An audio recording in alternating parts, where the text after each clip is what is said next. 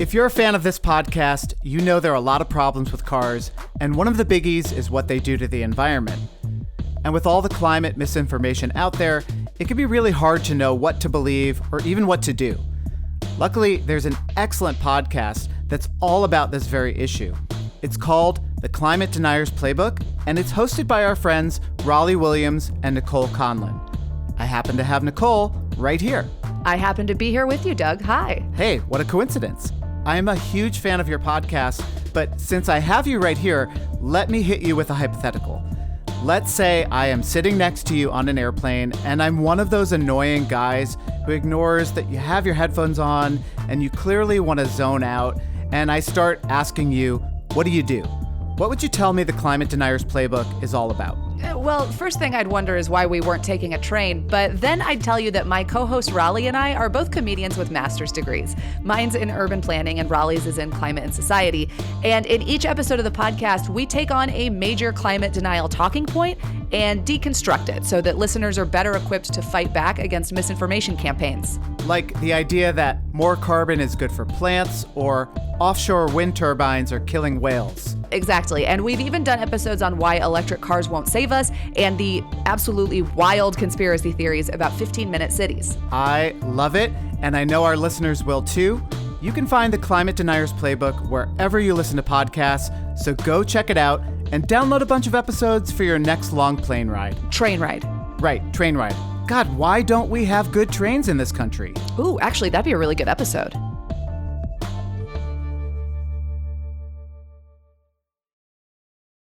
There's something in the systemic nature of transit and urban planning that I think hits a certain note for a wide range of trans people who really appreciate having a regular transit routine or having an efficient transit system in their city that services their neighborhood.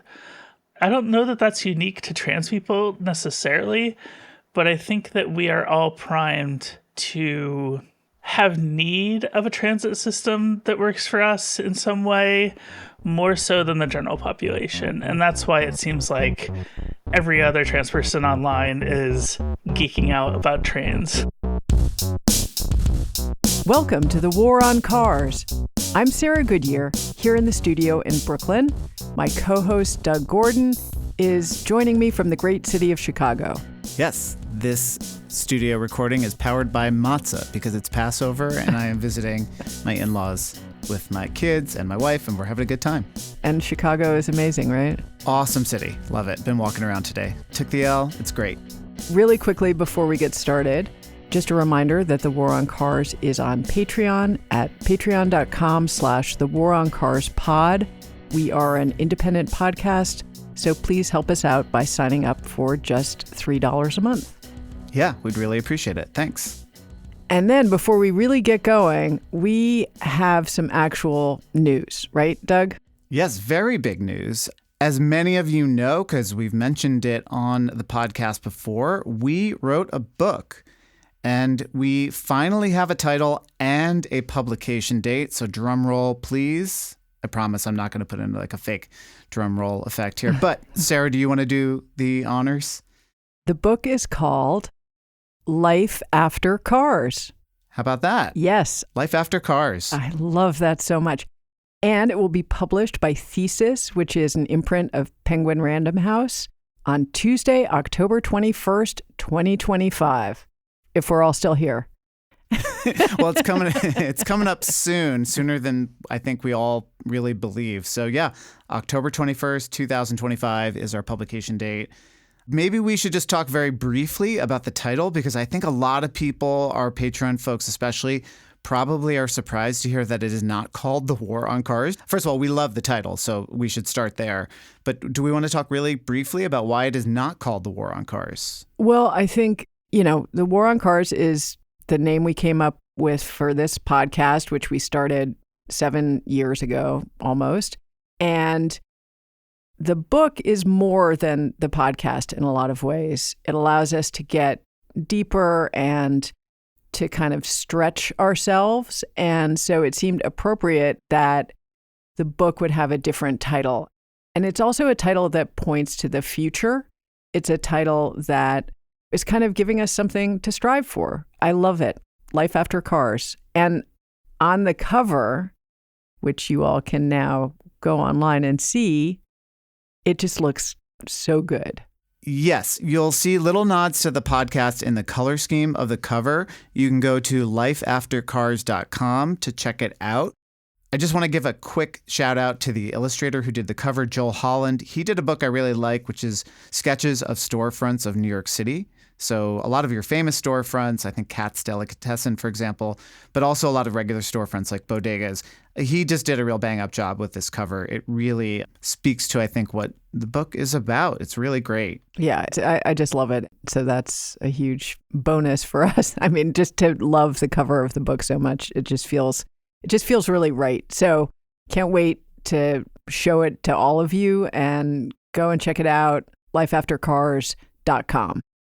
And Sarah, another thing I'm really excited about, and I know you are too, is our book tour, which is going to take us all over North America. We are already working on events in San Francisco, Washington, D.C., Atlanta, Minneapolis, Houston, a few other cities that are already in the works, but I won't say that much about. We're hoping to line up a lot more. So that's going to be a big thing that's going to be happening over the next few months as we plan our book tour. One way that we're doing the tour is we are connecting with local bike and safe streets advocacy organizations in all these cities, and we're going to work with them to create these events. We have a live show in Minneapolis coming up, I think, 2 days after this episode drops. And that's going to be a good model for us. We're teaming up with Our Streets out there.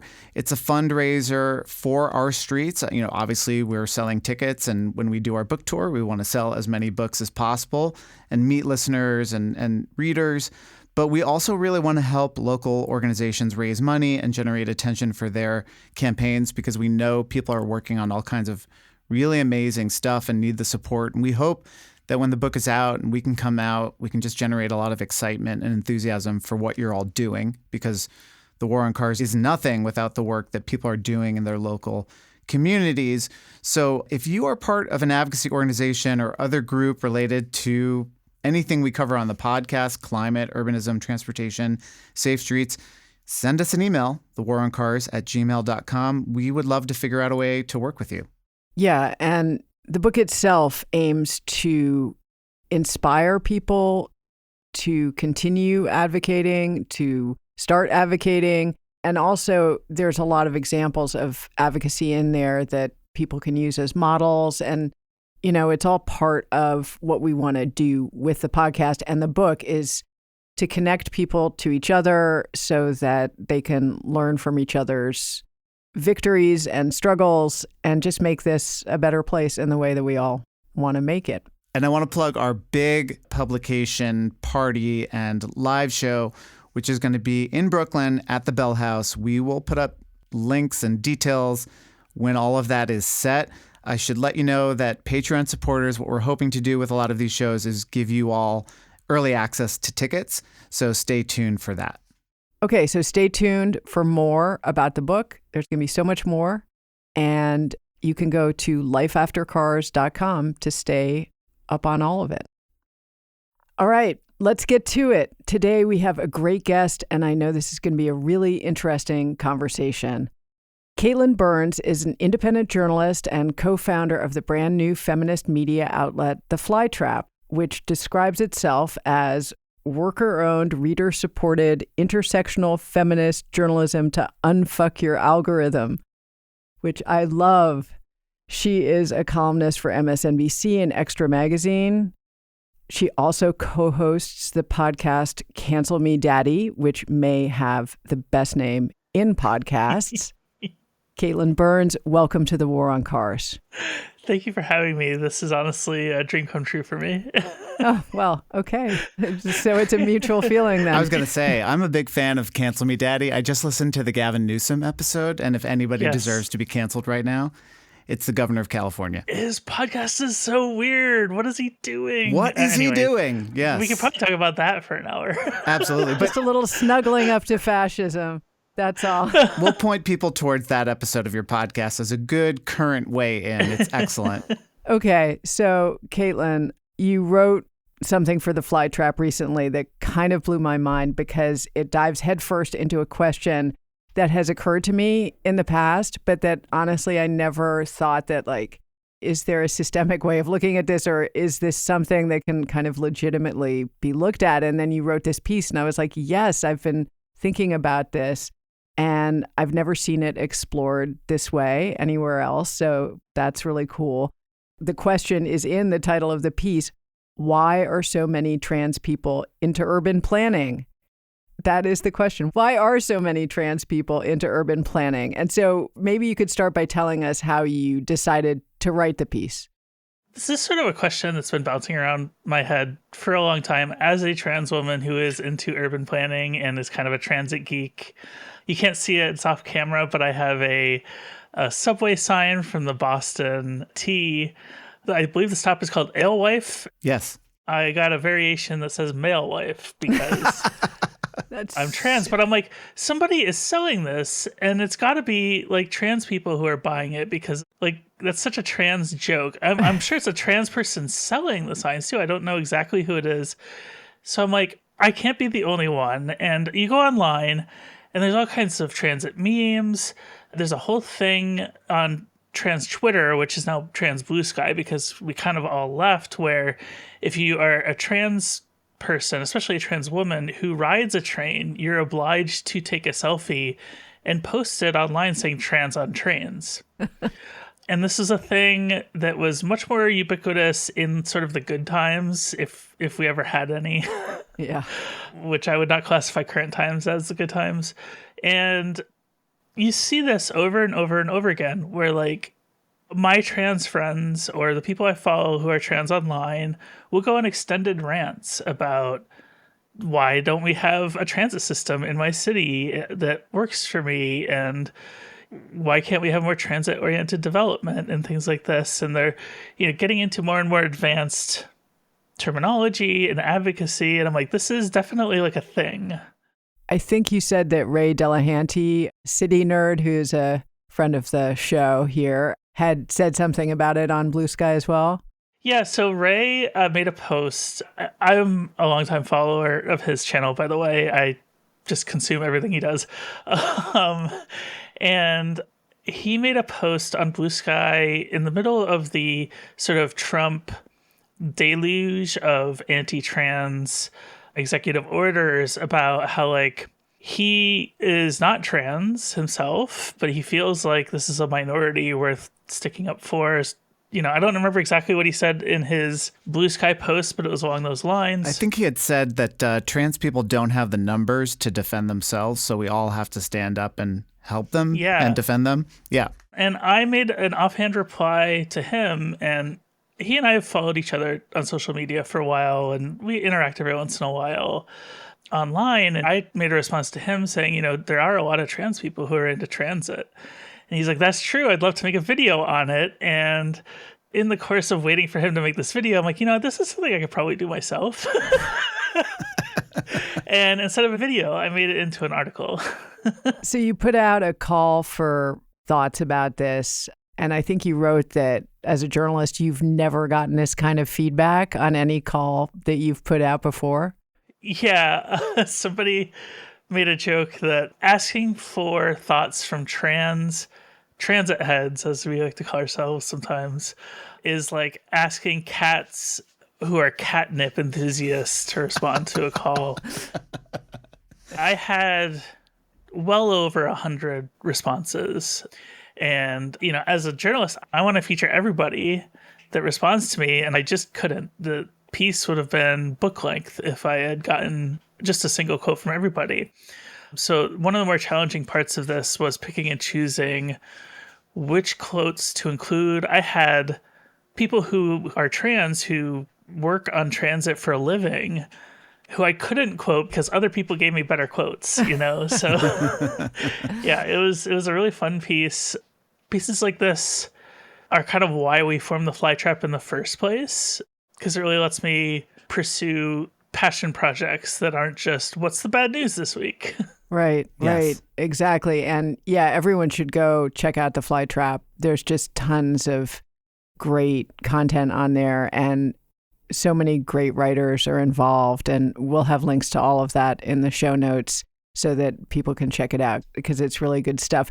But it seems like from those 100 or so comments, some themes emerged that you were able to get into. And so one of the quotes that really interested me was, dense cities are the places that are safest for us, meaning trans people, but they're very expensive because of the exclusionary policies, and we're one of the most financially precarious groups. That's a setup that'll naturally make you passionate about reform. So maybe you could talk about that strain of comment that you got. Yeah, that was probably the most common sentiment that I heard from folks. And I experienced a little bit of this myself. Back in 2019, I moved to Washington, D.C. from Maine, which is a big culture shift. And I got rid of my car. I rode the metro for years and years and years because that was just a viable way to save money. It's not that I was short on money. It's just that DC is one of the few places in this country where you can, for the most part, get away without having a car.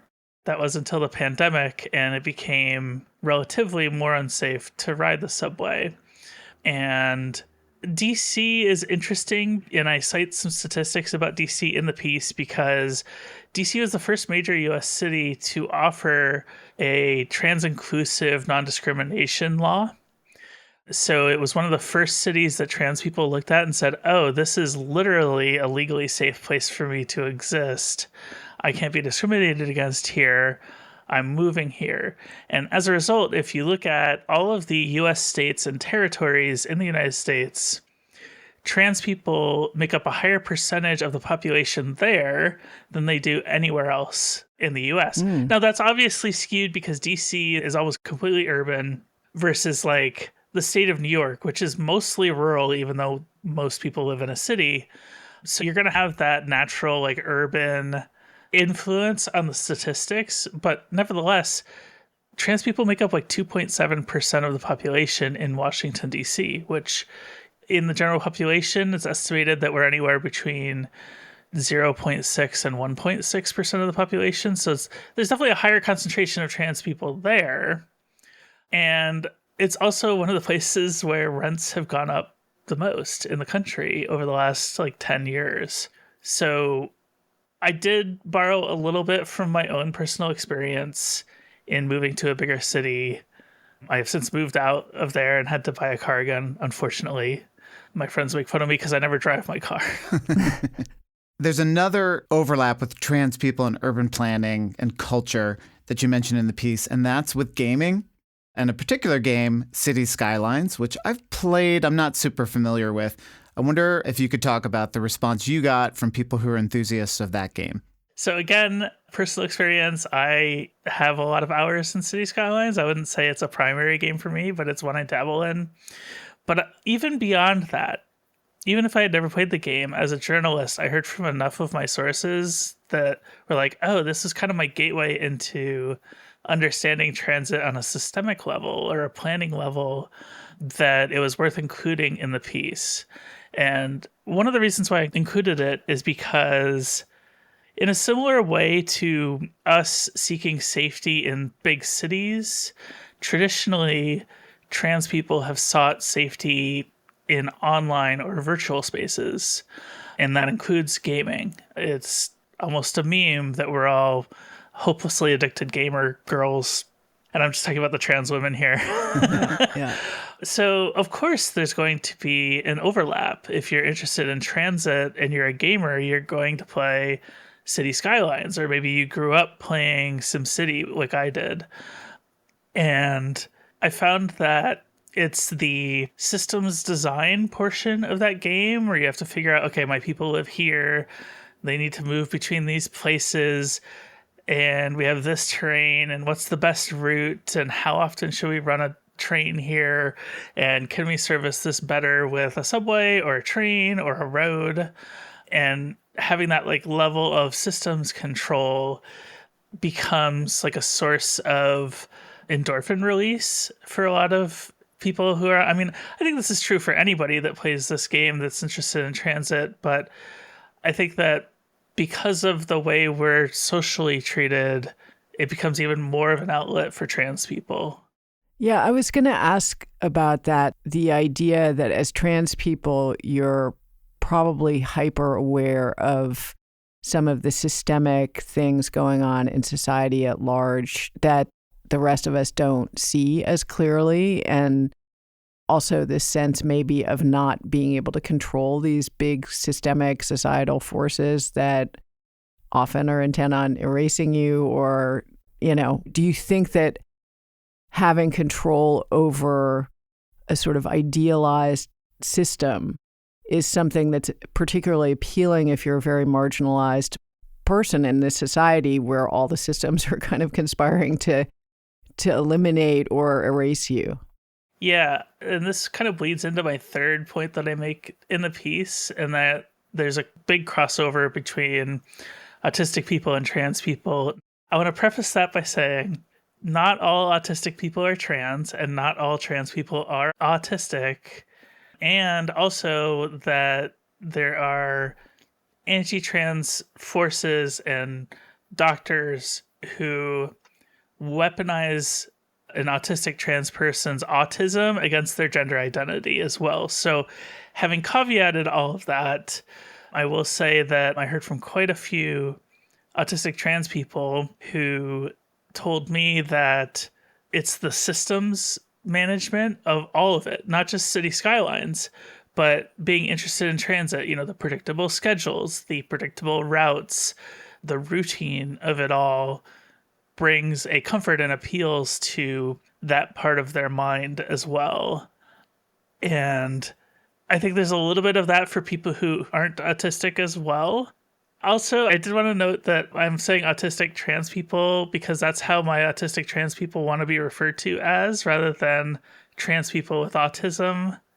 And I know those terms go back and forth every year. So just as a side note. Yeah, no, I'm close to autistic people who really insist on autistic people. So that's what I'm hearing too. Okay, so we're on the same page then. So there's something in the systemic nature of transit and urban planning that I think hits a certain note for a wide range of trans people. And I think that includes those who have a lot of fun playing city skylines. It accounts for people who really appreciate having a regular transit routine or having an efficient transit system in their city that services their neighborhood. I don't know that that's unique to trans people necessarily, but I think that we are all primed to have need of a transit system that works for us in some way, more so than the general population. And that's why it seems like every other trans person online is geeking out about trains.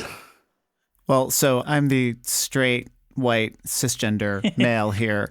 And what I hear you saying is that predictability equals safety. If you know you're showing up to the train station and there's a 5:12 train and you leave your apartment at 5 o'clock to walk over there, you won't have to be waiting around in a dark, lonely station for 40 minutes to an hour for the train to show up. So I would imagine anybody who's interested in safety, and that's not just trans people, that's a lot of marginalized people, need that predictability. Not just autistic people, obviously, but anybody who is concerned for their safety in public.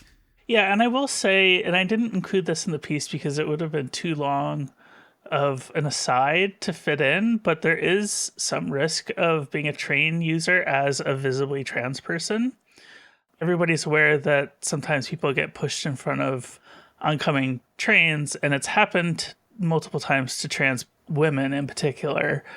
And I remember when I lived in DC, I had my back glued to the wall until the doors were open and I was moving because I had that same fear. So it's not that there is 100% safety in using public transit for us.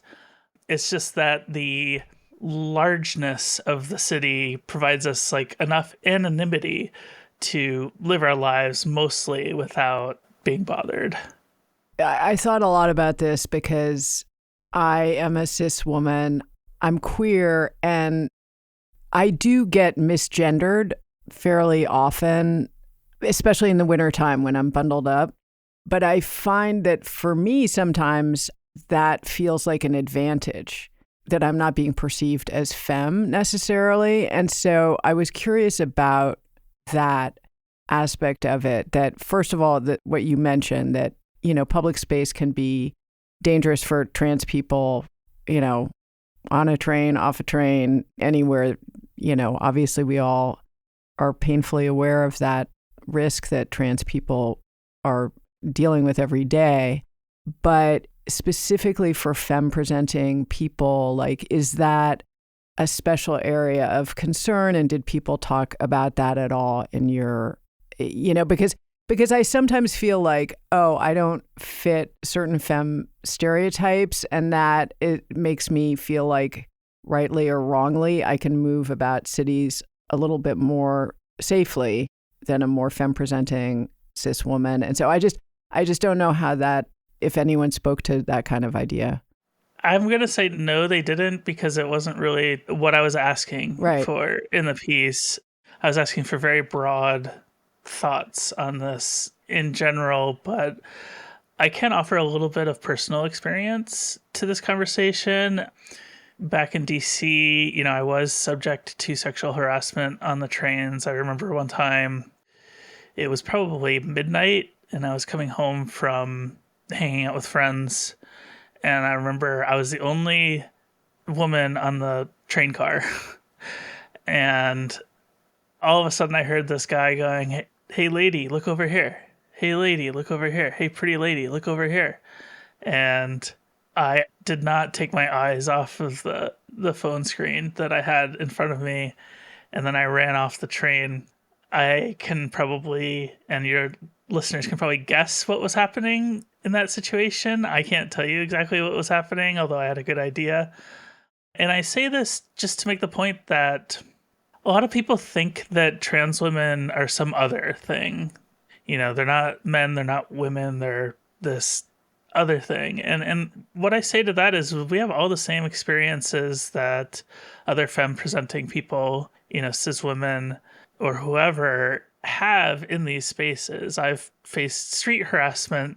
I got followed off a train one time by somebody who wanted my phone number, and I am not the prettiest rose in the garden. So although I was much more of a looker back then, I think.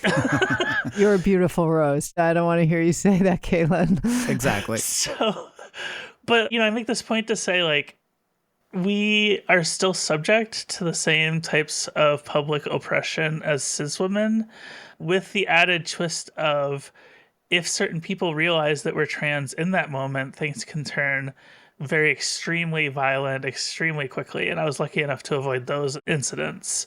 And that's why I mentioned, you know, the fear of getting pushed in front of a train.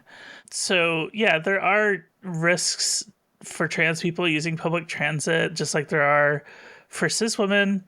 But because we are more likely to be under or unemployed than the rest of the population, I think we have no choice but to take public transit more often than the general population.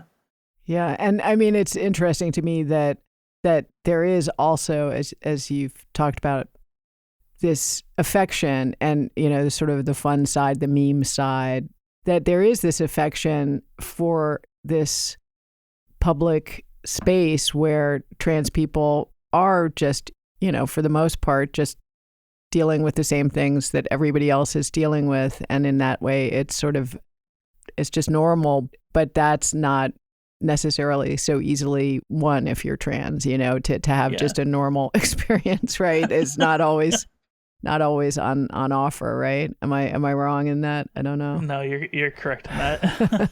I wonder, again, speaking as someone who is not trans, if public transit becomes a space where you're just trying to live your life, you're just trying to get from point A to point B, you just want to get to work or get to school or get home. And I wonder if it isn't a stand-in for the trans experience in some other way of like, just let me live my life. I'm not trying to bother anybody. I'm just trying to like earn a living or get an education or just see friends and be social. And in that way, that's sort of the greater demand of trans people, is just to live fully liberated lives like anybody else. And where else should you be able to do that but in public space and on transit? Right. One of my career's greatest ironies is that I am quote unquote, a far leftist, trans, Marxist, communist in the eyes of some who might be in power right now. But I've actually spent my entire career making a libertarian argument for trans existence. I'm the person saying, I think my government should leave me alone. And it's the libertarians saying, no, the government should control your life. And I'm like, wait a second, this feels backwards to me. How come I'm the leftist communist here? To be fair, I've had that shouted at me from car windows that I'm a leftist communist, whatever. Right. Yeah, exactly. How dare you go against Ford and General Motors? Right. We'll take a quick break and we'll be right back.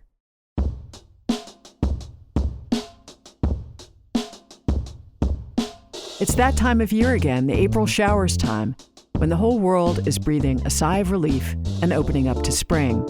It's one of my favorite seasons, full of growth and possibility. It also tends to be pretty wet, which is why this is the perfect time to get yourself a Rover rain cape or one of the other cool rain gear options from Cleverhood. You can get 15% off everything in the Cleverhood store now through the end of March if you use the code AprilShower25 at cleverhood.com/WARONCARS. That's AprilShower25 at cleverhood.com/WARONCARS. Have fun and stay dry.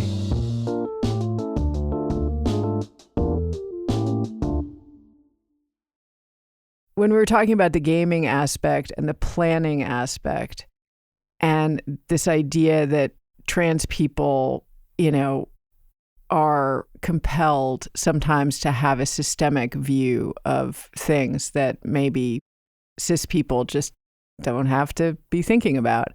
You have an amazing quote from the Bluesky user known as Katie Typepussy, and I really loved this quote. I know what womanhood means to me, but given that gender is as equally personal as it is social, I am obliged to know what womanhood means to society.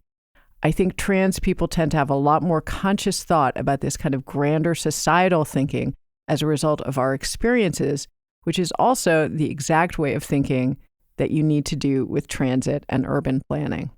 Yeah, so we make this joke in the trans community that when you transition, you also are conferred a master's degree in gender studies because you argue with so many idiots online about your own gender that you become an expert in it, right? So we do the meme of the two Greek philosophers talking to each other about some high-minded concept, and that's trans people talking to other trans people about gender. And then you have like the Jesus guy with the child trying to fit the shapes in the right holes in kindergarten, and it's like trans people talking to cis people about gender. That's all good-natured fun. We don't mean any harm by that. It's just we have a different experience that often involves more depth, although not universally. I don't say that to say that like we're better at gender than anyone else. It's just a meme that we use amongst ourselves. But I think she's correct in that to even come around and acknowledge yourself as trans means looking at yourself in your own situation in a way that nobody else is. And especially nowadays with such a car-dominant society that we have, looking at your neighborhood and thinking, oh, like we could actually do something differently here. It works in a very similar analytical way, right? Like I was this morning, was hanging out with two friends doing some co-working stuff. And I was like, the street that I live on should have like a tram, I think, that would run from the outskirts of our town to downtown so that people wouldn't have to drive. And my friends are looking at me like, but then our drive gets longer. And I was like, well, too bad. It should be designed for people, not cars, right? Which is a refrain that you're familiar with, but like people who aren't in the transit space wouldn't necessarily get exposed to. But like looking at that street and going, there should be something different here is not very different from me looking at my body in the mirror 10 years ago going, I think this should look slightly different to fit better and help me better, right? Like, yeah. There's a shared analytical juice there, I think. And also, I just wanted to, as an aside, Katie Typepussy is an amazing quote, and I cut like 4 or 5 other quotes that were just as amazing. Specifically, I want to shout out, she said, City Skylines is egg behavior. And I can explain that very briefly. Trans people who haven't realized that they're trans yet, we refer to as eggs. And then you have a moment where your egg cracks and the chick inside you starts working its way out.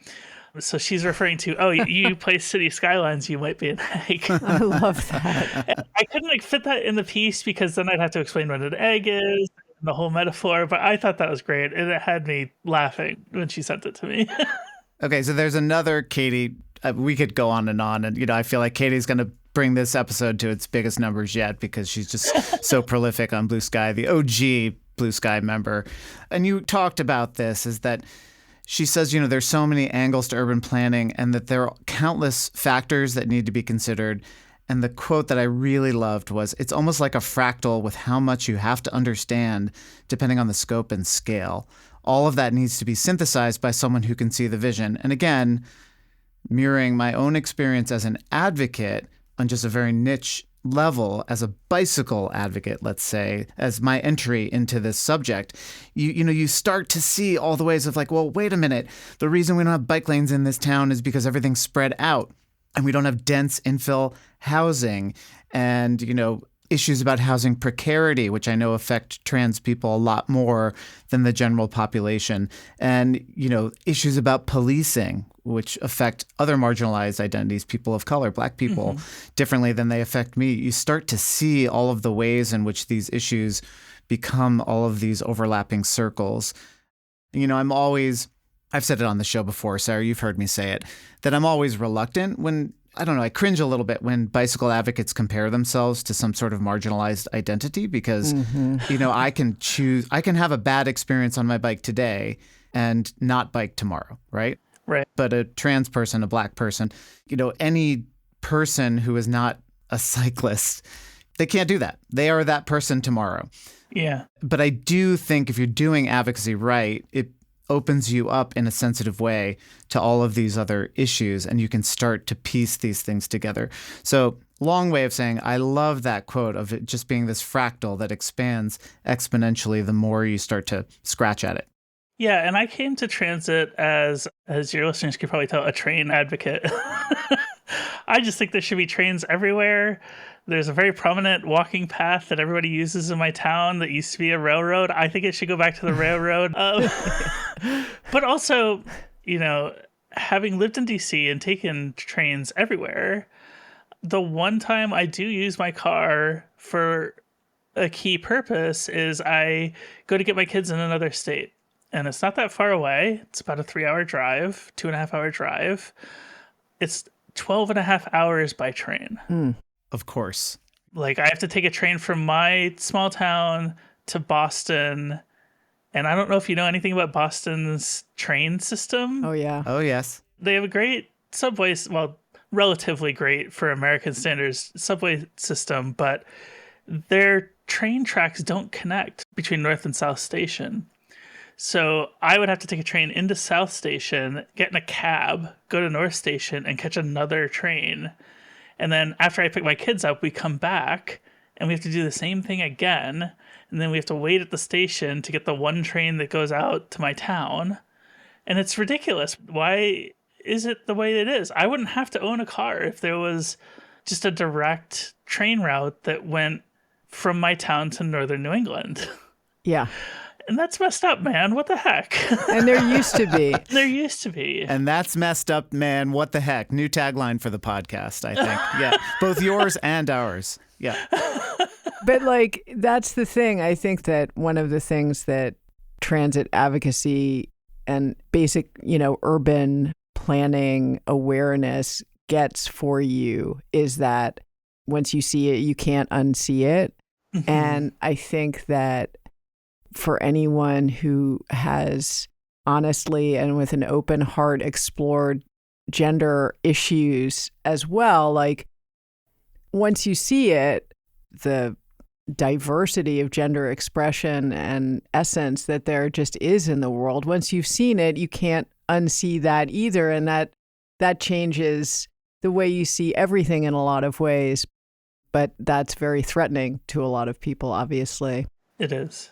And they seem to be, there's a lot of, just the reactionary movement. You've talked about it, I think, Katelyn, on the show about reactionary centrists. Yes. Who really sort of say, well, I'm all in favor of this stuff, but we have to move slowly. But, we can't rock the boat too much. And just this fear of change, that they're just battling something that can't be undone and has always been this way. Yeah. And it's almost like we're in a little blip right now where the status quo as it exists hasn't existed actually for that long. And we're sort of course correcting back to a more stable, granted it doesn't feel that way right now, but we're trying to course correct back to a more, stable way of looking at our cities, right? And hopefully a better way of looking at gender too. Yeah, I think you're correct in that regard. And I would say, just for myself, I know I keep bringing it back to me, but, I wrote the article, so too bad. But there's so much transit-wise that just doesn't work in my life. There's a busy road in my town that I can't stand but can't avoid. All of these things. And it all comes together in just annoyances that pile up throughout the day. I can't help but be interested in this stuff. And it's a little weird too, because I live in a town, right, that is relatively rural in Massachusetts, but I come from this city and people are like, we can't do that here. And I'm like, why not? This town had a very extensive tram system until the 1950s, and it was ripped out and replaced by buses. Yeah. And now the buses have to sit in the same traffic and it doesn't get there any faster, so no one rides them. They're like, I didn't even think of that. Wait, Katelyn, I want to give an affirmative defense of you talking about yourself more often. Because, I've heard you talk about, and I've seen you post about, trans issues have become, for very nefarious reasons, actually, like the big issue of our politics right now. Gender affirming care for kids, et cetera. We all know the horrible ads that ran towards the end of the campaign and how much that affected stuff. And then you have Democrats like Gavin Newsom saying whoa, we got to slow our roll on trans kids in sports and stuff like that. I think we need more journalists speaking directly about their experience and why the stakes matter to them, because too many journalists are talking about this like it's sports and it doesn't matter. Yeah. And I would like to hear more journalists. Look, we have a show where we wear our bias in the title of the podcast, right? And we are not shy about saying what we think the world should look like moving forward. So I'm going to stick up for you. Please keep talking about yourself. I like listening to you and reading you. And you talk a lot about how every time they're talking about trans issues on CNN or in the New York Times, how many of those guest appearances or columns are actually written by, feature trans people? Very few. Almost none. Very few. I mean, there's only one paid TV news personality who is trans, and it's Caitlyn Jenner on Fox News. Yeah. Right. So I look at, MSNBC, the network I write for, or CNN, who once approached me about possibly becoming an on-air talent, and I'm like, what the heck, man?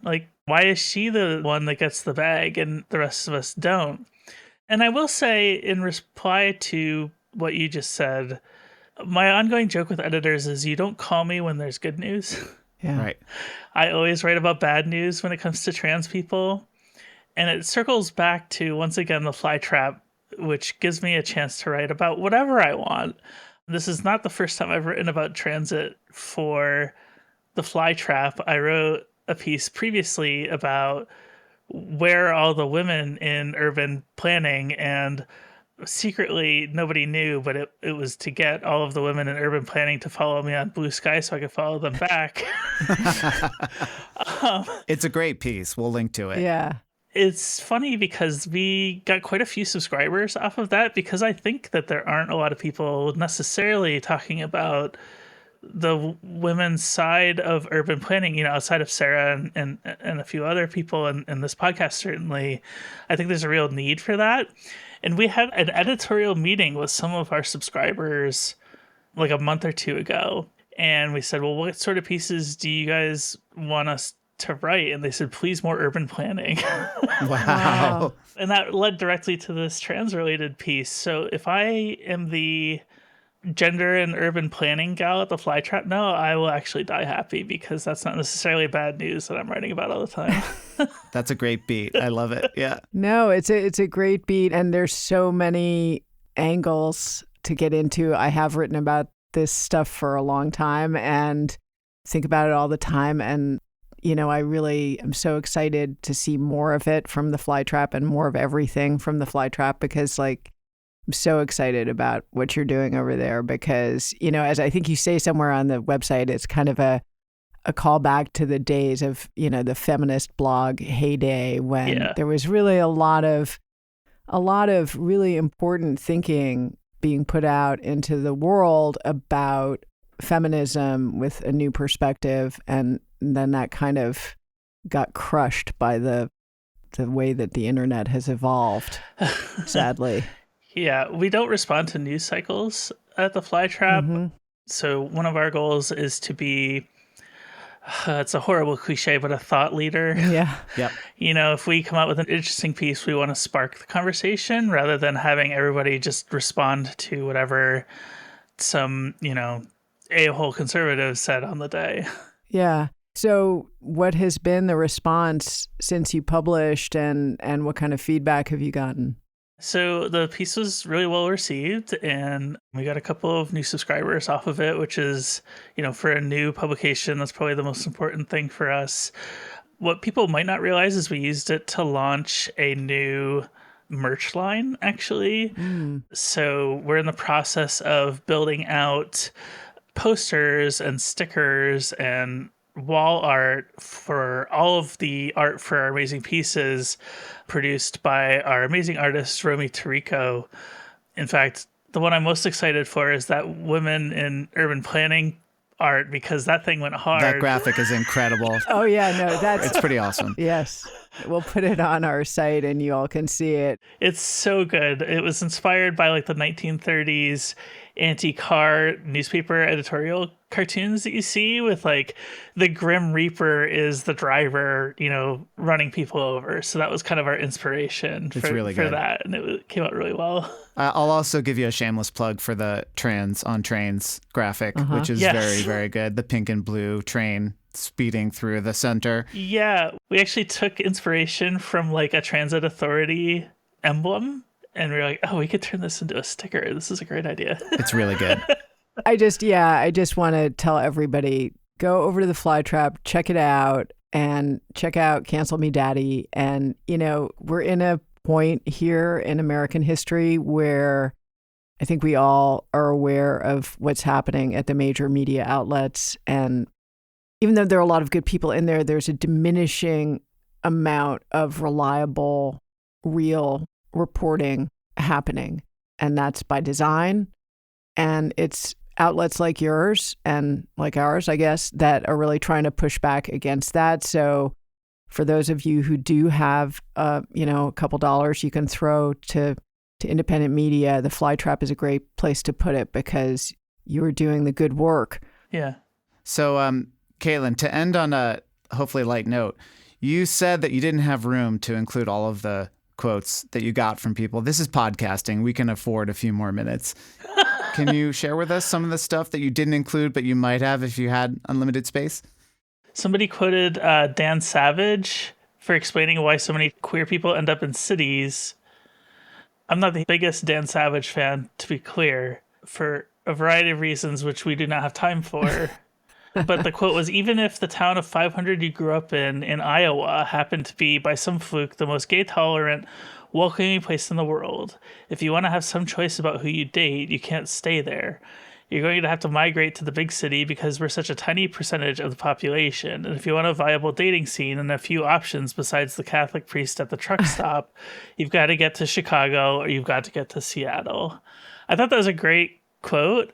My objection to it is it came from Dan Savage, who I do not want to quote in print, but I will tip my hat on that one. And this is from a transit professional who I don't want to name necessarily because I didn't ask permission to put them on blast like that. But yeah, no, that's cool. Go for it. But they went on to say, we're basically all really poor and housing vulnerable, so being able to live in cities cheaply is ideal. We get a lot of workplace discrimination, have a harder time with finding jobs, keeping jobs, etc. We also do not tend to have the fallback of moving back into our parents' homes like most folks do.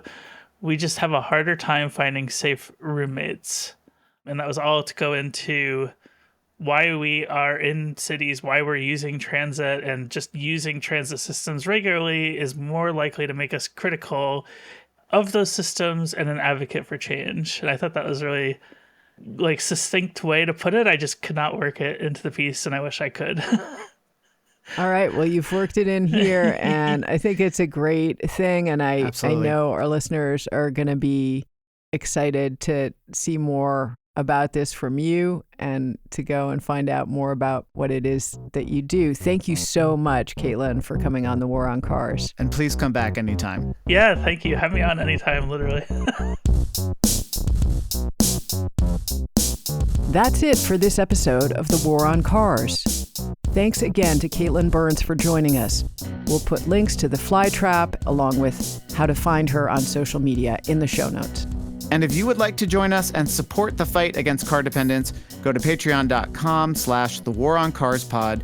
You can sign up today for exclusive access to bonus content, ad-free versions of regular episodes like this one, pre-sale tickets for live events, free stickers, and more. And Sarah, most likely Sarah, will send you a handwritten thank you note. Yes, I love doing that. A big thanks to everyone who supports us on Patreon, including our top contributors, Charlie G. of Human Powered Law in Portland, Oregon, Mark Headland, and Virginia Baker. We also want to thank the Helen and William Mazer Foundation for their generous support. Thanks also to Cleverhood. Listeners of the War on Cars can save 15% on everything in the Cleverhood store now through the end of April by going to cleverhood.com/waroncars and entering code AprilShowers25 at checkout. And Sarah, I don't know if you know, we have a book coming out. We talked about it at the top of the show, but I'm just reminding you because it's so cool to remind people that we have a book coming out. It is, and you can find out all about it at lifeaftercars.com. This episode was edited by Allie Leamer. It was recorded at the Brooklyn Podcasting Studio by Walter Nordquist. And at the Mystery Street Recording Company in Chicago by Mickey Cushing. Our theme music is by Nathaniel Goodyear. Transcripts are by Russell Gregg. I'm Sarah Goodyear. I'm Doug Gordon. And this is The War on Cars.